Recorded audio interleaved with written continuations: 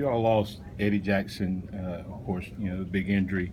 What are you guys doing to you can't replace him because of what he brings to the table, but what are the things you guys are going to do to help fill in that gap for Eddie? It's kind of like the next man up. I mean, the next man up got to know that he has a standard to uphold, and we have all the most confidence in whoever's going to be able to, take Eddie Jackson's spot.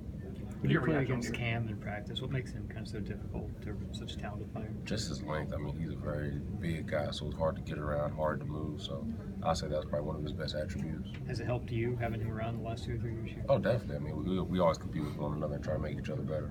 What have you seen from Tim since he served his suspension? Kind of seems like he's brought his game to another level.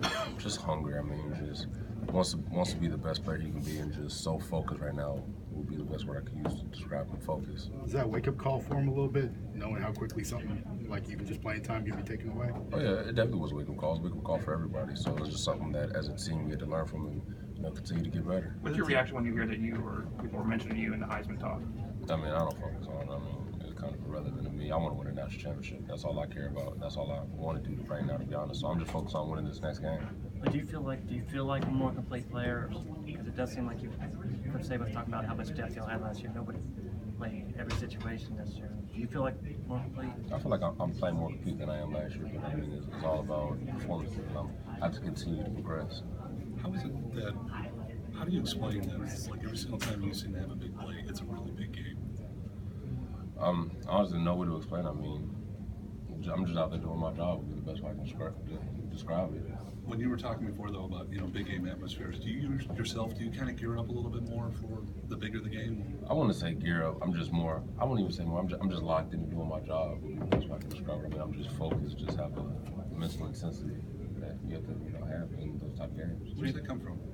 Just preparation, rehearsal. You do it all the time in practice. So when game time comes natural. So is there anything you do before the game to kind of get to that state? Honestly, no. I just think about the game the night before, what I have to do, my assignments. Nothing special. 2 more. I know that you guys work on forcing turnovers in practice. Do you guys have any sort of a plan for after a defensive player gets the ball, for how to advance it at that point, or does it just happen? You just have to hustle. I mean, hustle and get blocked as a defense. And you have 10 guys doing that, makes it easy. And then at the end of the day, your athletes have to make plays.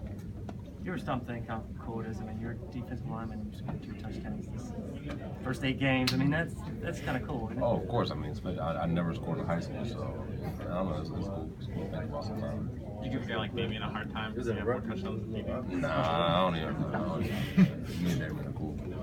All right, thanks, John. Thank you.